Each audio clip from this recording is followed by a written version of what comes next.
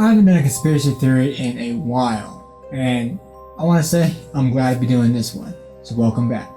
Today's video is going to be about several different types of conspiracies. Some you might know about, like the iPhone Apple conspiracy. We're talking about the Russian face app along with 5G. Is a cell tower going up in your neighborhood? Wireless carriers are installing millions of them across the country. Tonight, Julie Watts asked the question you're not supposed to ask. Are there legitimate health concerns?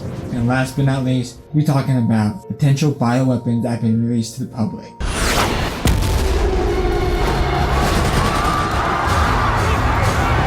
So grab your popcorn, strap in, and enjoy the ride down the rabbit hole.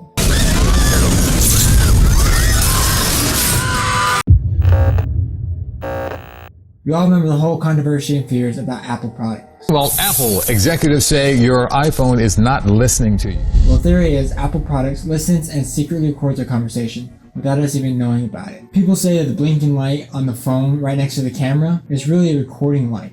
It has to be the camera. I'm using the webcam from MacBook, and maybe there's some kind of coating on it or some kind of light filter that could make this light visible. 12:13 p.m. Guys, I really need to change my background. It's so Christmas themed. Wait, oh my god. Wait, do you see that? What is that? Is someone recording me? Wait, on camera, you see that like blinking thing? Do you see it? I don't see that in person at all. Apple came out and said, no, that's not it.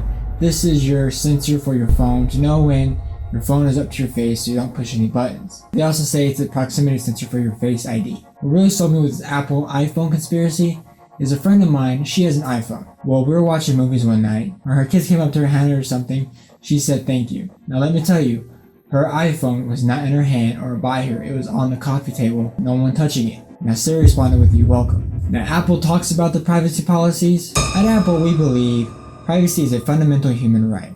And with so much of the information you have the right to keep it private. Well, on April 4th, 2019, Apple revised their privacy policy and they explain how they use your information. Your privacy is important to Apple, so we developed a privacy policy that covers how we collect, use, disclose, transfer, and store your personal information.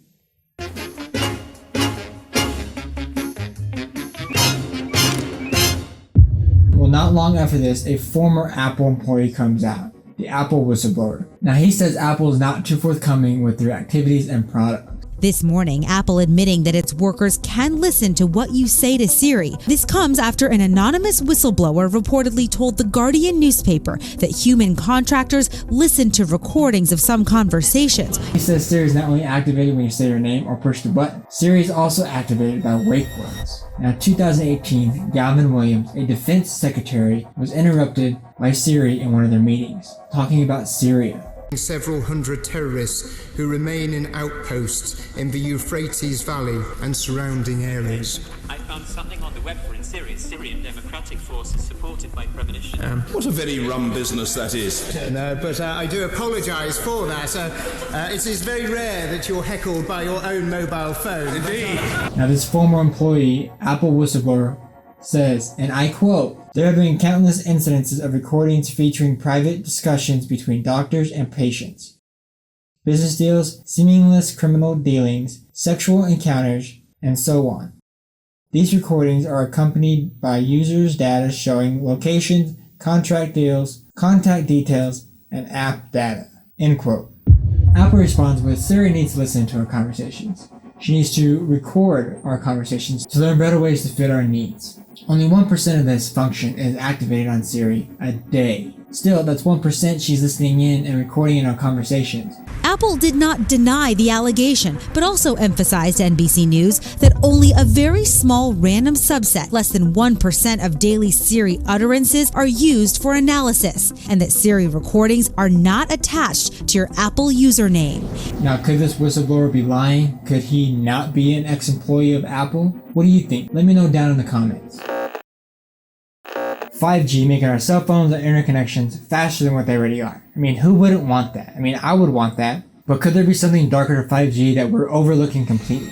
The current lot of 5G phones and networks that are out there. And one of the things that they found was, at least in this current early generation, you literally had to take the phone and keep it in a cooler after a couple minutes on 5G because it got so hot that you couldn't hold on to the phone. This would be a big tower pushing out radiation outside of our bedroom window 24 hours a day, 7 days a week for many years. Now, I'm not saying 5G is going to take over the world like Skynet or anything like that.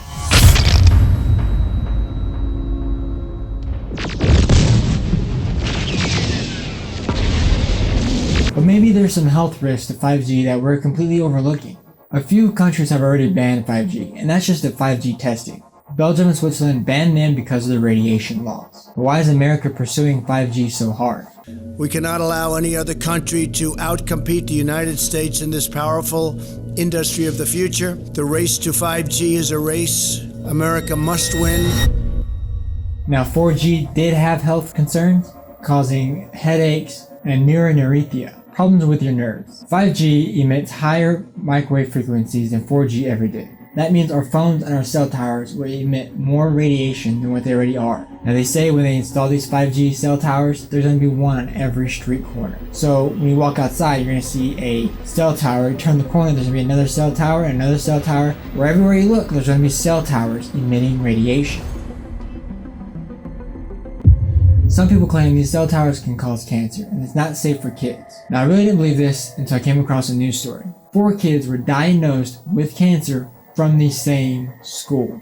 Now, what was on the school grounds? Cell towers.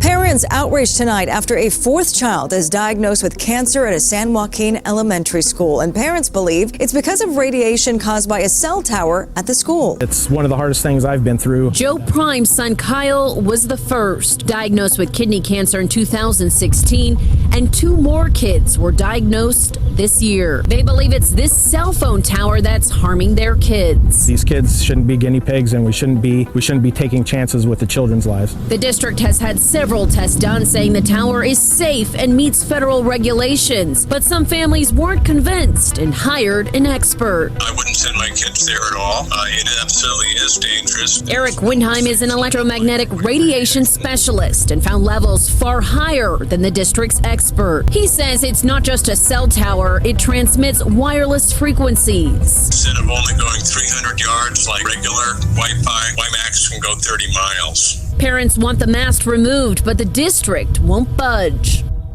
A senator, Patrick Kolbach, testifies against 5G. He says 5G is dangerous and we shouldn't be using it. The health impacts associated with wireless radiation, when you actually read the laundry list of adverse health impacts, are much more significant than even PFAS and what you see with lead in the water system. We're talking about carcinogenic effects due to tumors. We're talking about issues with DNA replication, which can lead to adverse issues and ties to autism and other impacts as well on it. The studies have also shown that the people most susceptible to these adverse health impacts are the youngest among us, because their blood-brain barrier has not been fully developed. That's why people are concerned about that. That in Article 4, Section 51 of our Michigan Constitution, our primary concern is supposed to be the health of our citizens. That is supposed to be the primary concern. FaceApp making young people seem old, an app that took over the world within one night. This morning, the app gone viral that has users Benjamin buttoning their own faces. The internet sensation called FaceApp taking over social media in just the last 24 hours. Celebs like Dwayne Wade and LeBron James, the Jonas Brothers and Kevin Hart all posting their FaceApp pics. This specific conspiracy is kind of small, depending how you look at it. I would say this conspiracy theory makes you look over all your terms and agreements. Do you really read your terms and agreements, or you just click on it? I don't want to pressure you, but why don't we take a teensy little look at the contract?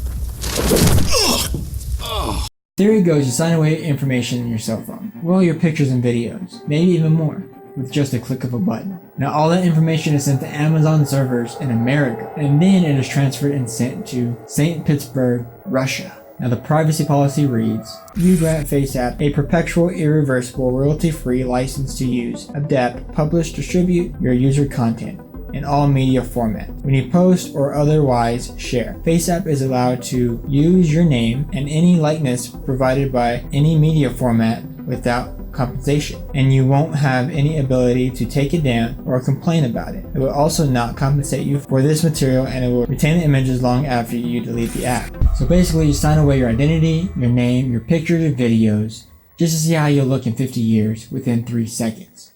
Now, some say that this Face app also uploads your pictures and videos to social media without you even knowing.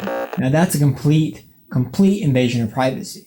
But hey, you clicked the button, you didn't read the terms and agreements. And I get your soul. I've talked about biowarfare, end of the world theories on the channel before.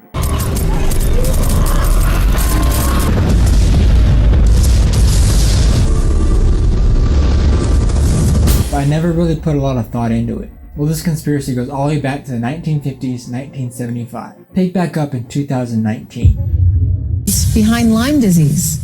We know tick bites cause the illness, but now there are questions as to what role our military may have played in creating this whole problem. Congressman Chris Smith points to a secret Army bioweapons program to weaponize ticks in the 1950s. Theory goes the U.S. government experimented on ticks and insects around this time, injecting them with all these diseases, ranging from 364D rickettsiosis to Lyme disease. Bioweapon specialists stuffed ticks with pathogens to cause severe disability, disease, even death to potential enemies. Now, about 300,000 cases are diagnosed a year, with 20% diagnosed with chronic Lyme disease. It is spread by infected deer ticks. Not treated, it could lead to neurological damage. Christopher Smith authored a new version into the 2020 National Defense Authorization Act, requiring the Defense Department's Inspector General Office find out to see if the military actually experimented on these ticks and insects, and if they accidentally or intentionally let them loose into the country. The concern now is that there might have been accidental leaks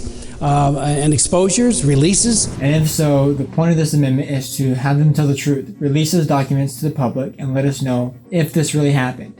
Now lawmakers want to know, where did infected ticks come from, and is the Pentagon to blame? I do think it's kind of fishy that Nixon put a stop to bioweapon testing experiments in the late 1960s, which the Soviet Union also did back in 1972, but they still continued testing during the Cold War, and this led to the death of 60 people because some anthrax pathogens accidentally got loose in Russia. I really don't know what to think about this theory, if it's true, if it's fake, or if someone's just coming up with a story. I mean, I guess we'll find out one day. Let me know down in the comments what you think. Bergdorfer, for whom Lyme disease was named in 1982, suffered from late-stage Parkinson's. He hinted before he died that the outbreak may have been a bioweapons experiment run amok. I hope you enjoyed today's video. Leave a like. Thank you for watching. Until next video, peace guys.